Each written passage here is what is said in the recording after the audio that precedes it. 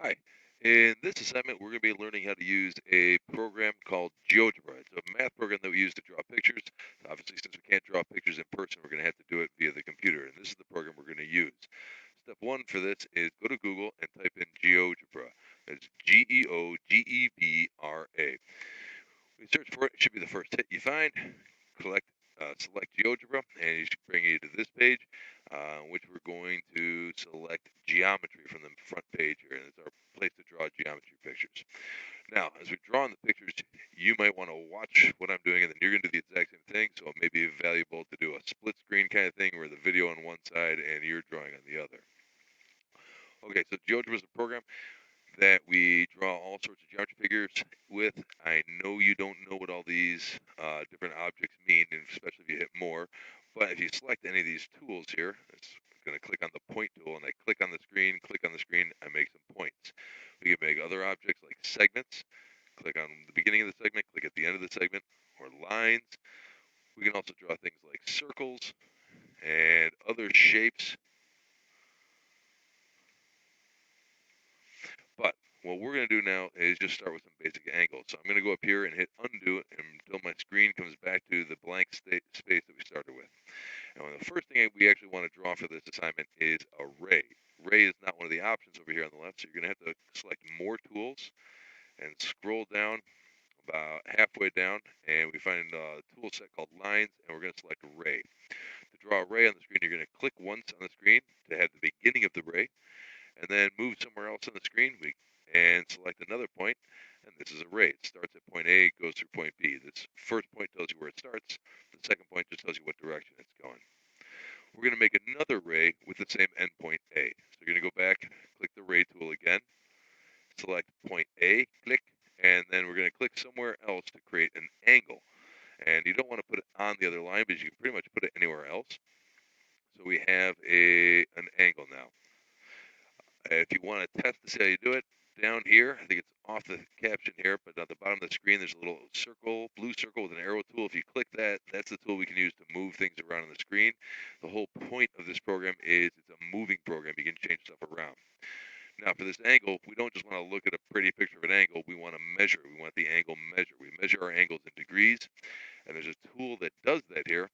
Right above ray, there's a line of tools called measure, and we're going to select angle. Now, to measure the angle, we can't just click anywhere. We're going to click on the 3 points that make that angle, A, B, and C, but we have to click on them in a certain order. The point A has to be the middle point. We'll talk more about that in an assignment later, but A is the vertex. That's a key point. We're going to click on all three, and A must be the middle point. So I select the angle tool, and I'm going to click on the points in this order: B, then A, then C, and the angle measure pops up there. And if yours is like mine, it's a little crowded, it's hard to see it, you can go back over to the little blue circle with the arrow in it and select the move tool. You can actually grab that measurement and drag it out where you can see it a little bit better. And the cool thing with this program is you can move the picture around, and the computer's going to remeasure that angle for you. As you grab the points and move them, the picture will recalculate the measurements. This program has all sorts of little fun features. Don't need that. Like, for example, if you click on the angle itself, you can change its color, make it look pretty. You can change how big the letters and numbers are, and all sorts of other options. But what we're going to do is we're going to take this angle and we're going to expand on it. Before we do that, though, let's talk real briefly about measurement. This angle here, it is 31.8 degrees. Your angle does not have to be the same, but you notice as you change the size of the angle, you make the angle smaller. The angle measure gets smaller all the way until it disappears. As you make it bigger, if we try to create a right angle, that will be 90 degrees, though I don't seem to be able to get that perfect, close to 90. And if you expand it all the way to a straight line, it should come up to 180 degrees. When you pass 180, it'll start measuring the other side. Okay, so we have our angle and the measurements. Now we're going to take our angle and we're going to expand on this picture. Instead of just having one angle, I want 4 angles at this picture, but not just any 4. I want the 4 that are created by these rays if I extend them on the other side. In other words, we want to turn these 2 rays that we made into lines. So over in the tool section, select line. And I'm going to come back over here and I'm going to click on points A and B, and it's going to take that ray, and now that ray is a line. It's extending back past the other side. It doesn't just stop at point A. I'm going to do the same thing with the other ray. Click on points A and C, and now both of these both of these rays are extended. If you go back to the arrow tool, as you move it, you basically just have an X on your screen with one of the angles measured. We want to measure all four of the angles. To do that, when we measure the angle, we had to click on these points. So we want to click on the points that make up these other angles. But there aren't points here, so we're going to have to put points on these lines. So in the tool, scroll back up to the top, select point. Now, if we want to put the point on the line, you have to be exact. You got to get the point to actually be on the line. You'll notice as your cursor gets close to the line, it changes. And once it's on the line, you get the little finger. You can click on that, and you get point D on this line. And I'm going to do the same thing over here. On the other line, I'm going to click and get another point. And you can test to see if you have this right. You can try to grab these points and move them. They might slide, but they're not going to come off the line. See, these points do not come off the line. That's what we want. So they're stuck on the line. Even if we move the line, those points will stay on it. Next, we're going to measure these other remaining four angles. So on the left in the tools, I'm going to scroll back down to find measure angle. And I'm going to click on the points that define these other angles. So to measure the top angle, I'm going to click D, A, B, and the top angle measure comes in. Even though it's a little crowded, we'll move that in just a moment. To measure the left angle, I'm going to click D, then click on A, and then click on E. We get the left side angle measure, and the same thing for the bottom. Click on point E, click, point A, click, point C, click, and we get all four angle measures. If your picture's real crowded like mine, you can go back to that arrow tool and drag the measurements out a little bit so you can see them. And I want to point out one thing about these angles is that we have a simple pattern. Now your numbers are not going to be the same as mine. Your numbers are different, but you should still have the same pattern. If you look at your angle on the left and your angle on the right, they have the same measure. Your angle on the top, your angle on the bottom, they have the same measure. I have no idea what your measures are, but they should match each other. If you decide to move this picture around, try to change stuff, well, can't do it with that. If you try to change stuff and change your angles, that pattern still emerges. The left side and the right side match each other. The top and the bottom match each other. They have the same measures. We'll have a vocabulary word we were talk about that. That's called vertical angles.